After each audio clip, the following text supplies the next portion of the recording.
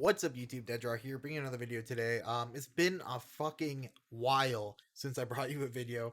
Um, I've been playing Yu-Gi-Oh again. I've been enjoying it. That's about all I'm gonna really say. If I might make another video detailing more about it, but that's all I really want to say. I'm gonna be doing some videos again. Hopefully do some videos more often. I'm really enjoying playing. I still don't like the time rules, but it is what it is. But I've been playing Evil Twin. So here's gonna be my deck profile. And yeah, so we'll start with the hand trap lineup.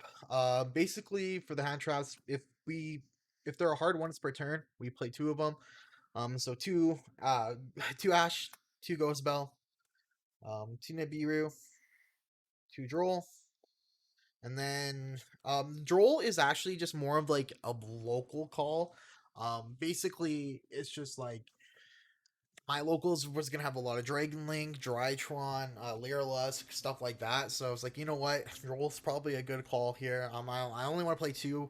I want to have a lot of different targets with a lot of hand traps. Um, so then we play three Veiler, not a hard ones per turn, so it's really good to see. And three impermanents. Really good again. So also with the deck, since you draw so much, the theory behind so many hand traps is like we want to use stuff besides like imperm, but we want to get stuff that we can get used now when we draw on our opponent's turn. So you can draw on your turn one time, up to two times on your opponent's turn. So you're doing a lot of drawing in the deck, so you're digging through. But those cards that you draw on your opponent's turn, we want to be able to use them now. So like when you draw a Veiler on your opponent's turn, or a Ghost Spell, or a Nibiru, that's super helpful right now. And you kind of can relax and play the game state with a little bit more information, less like kind of like less commitment. So let's get into the live twins. So three Lila, this is the best one to normal summon since it gets you into Frost. Frost gets you the draw on your opponent's turn, so that's why this one's a good one to normal summon. If you ever have a choice between this one or the pink one, you want to summon this one. Also, you want to search this one, like, get this one. Then we play three Kiss a Kill. I actually hate when I have to normal summon this card.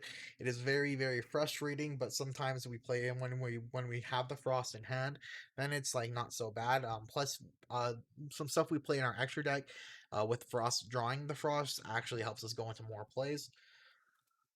So two Frost, it's the extender from deck or from hand, and the add a card for banishing it. So super good.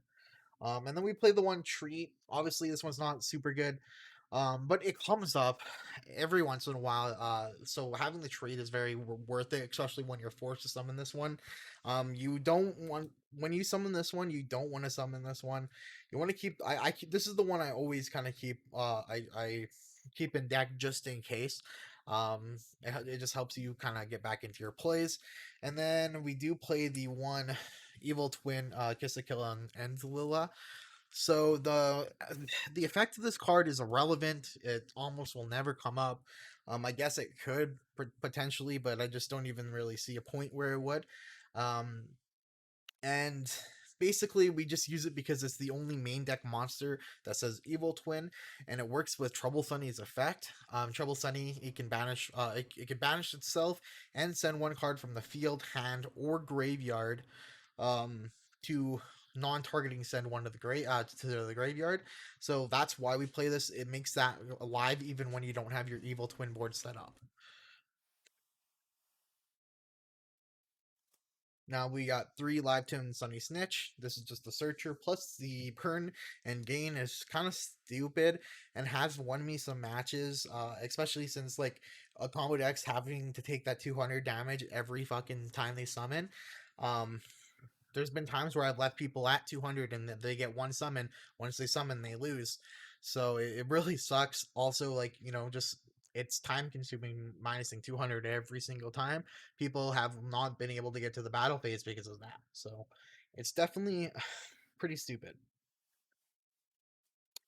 Then we play three secret password because it searches you any spell. So obviously it can such you Sunny Snitch, or it can get you live to win home. It also has another target in the deck called Challenge because we are playing the one of Challenge in the deck. So there's quite a few targets for password, and it's just super good. So that's why this deck is super consistent.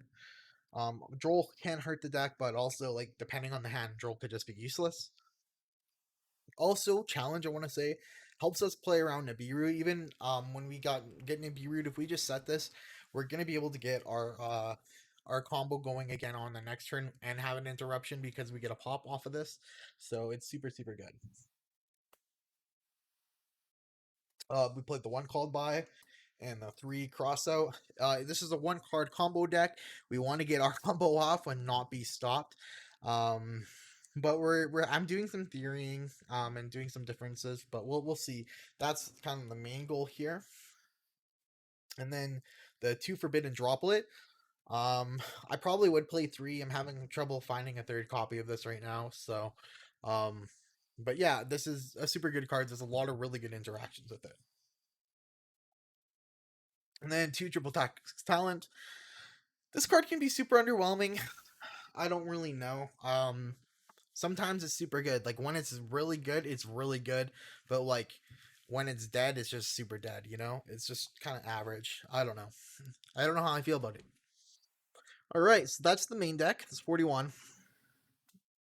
I don't play 40 card decks very often, so all right, we got two Kiss to Kill and two Lila. Pretty self-explanatory. They special summon from the graveyard or they pop and draw.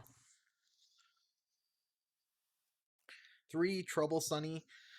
You need three Sunny. You recycle these so often, make new things. You will make Sunny three times. A lot. I wish I could play four of them, honestly. But most of the time you've already won by then. But yeah, it's super good.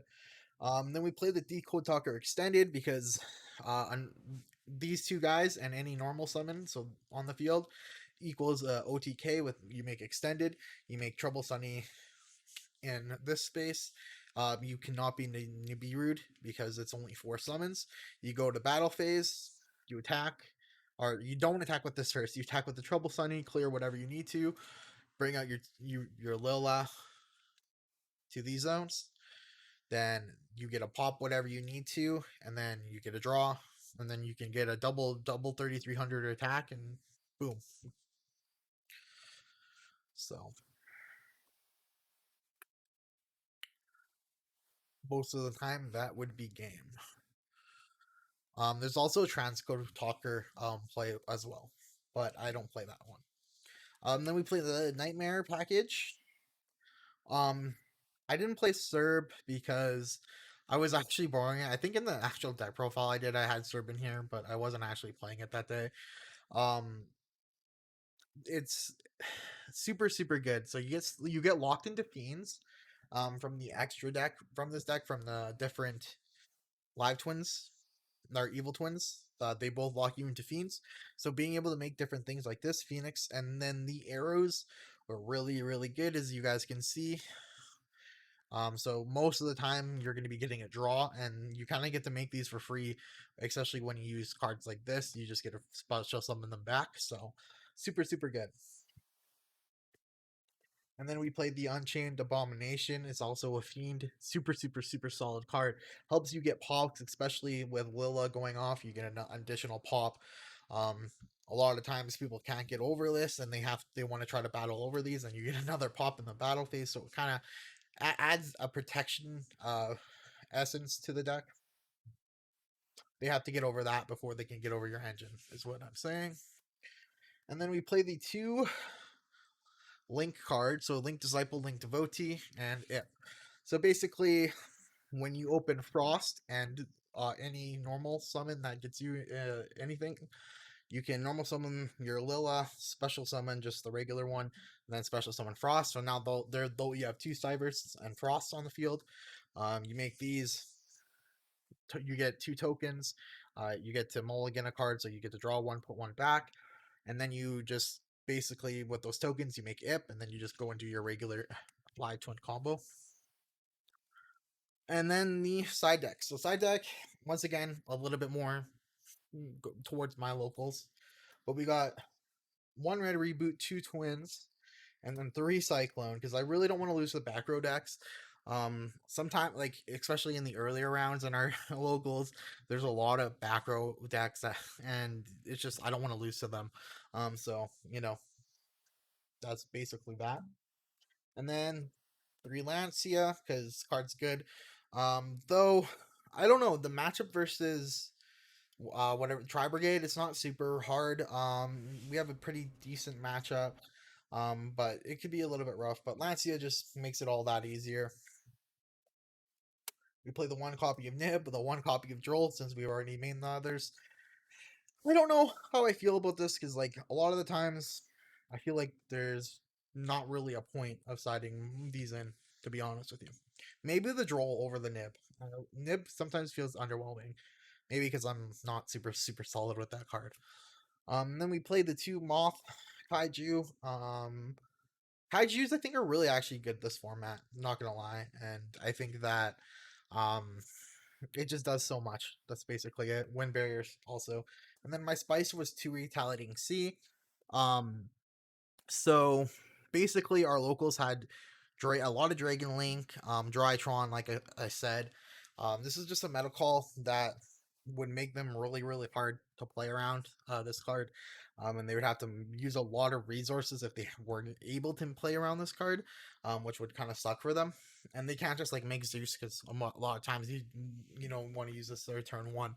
Um, so you kind of should be playing 3, but I honestly didn't have a third copy because I let my friend borrow a deck. Yeah. My Beat Trooper deck. So anyway, guys, that's the deck profile. I went 4-1 at my locals. Um, I won at table 1 at the end of the day, but technically it's like a 3-way tie for first or 4-way tie. I don't know, something like that because we had a bunch of 4-1s. Yeah, so let me know what you guys think. Sorry I've been away for so long, but I'm really enjoying the game again, so expect some more videos. Oh, also, I want to mention that this is not the deck profile I am currently playing. I'm on some other stuff. I'm actually playing Enemy Controller. I feel like this card solves a lot of problems in the deck. Also, with me only having 2 droplets, it kind of acts as more like another droplets in a way. Also, you can like play Axis Code Talker. You can also play Mischief Goddess. I have mine on my way. Um, but they're not necessary. You really don't need them. But it can come up. So if you can afford an Axis Code, then do it. But I don't know. I don't really even like I have Axis Code, and I just don't think there was really a point. But if I was to take out the like IP play and link to Bode and stuff, which I might, um, then we might be able to make room unless we're playing like this juice package or something like that. Basically, like the Link to Voti and IP play is not bad, but the problem I have with it is that a lot of decks are playing like stuff like Forbidden Chalice or Impermanence and stuff like that, which really hurts IP, and then it actually makes our like our counterplay the next turn after they've outed the IP a lot weaker than it would have been if we just went into a Sunny. So the Sunny can be a little bit underwhelming as a play, but it also allows more follow up. So that's what because you get stuck into Link 2 or lowers. So that's essentially that. So I don't know, guys. I'm keeping on editing and building. Hopefully we can bring it to a decent event or something like that. But yeah, anyways, comment, like, subscribe, and we'll talk to you later. See ya.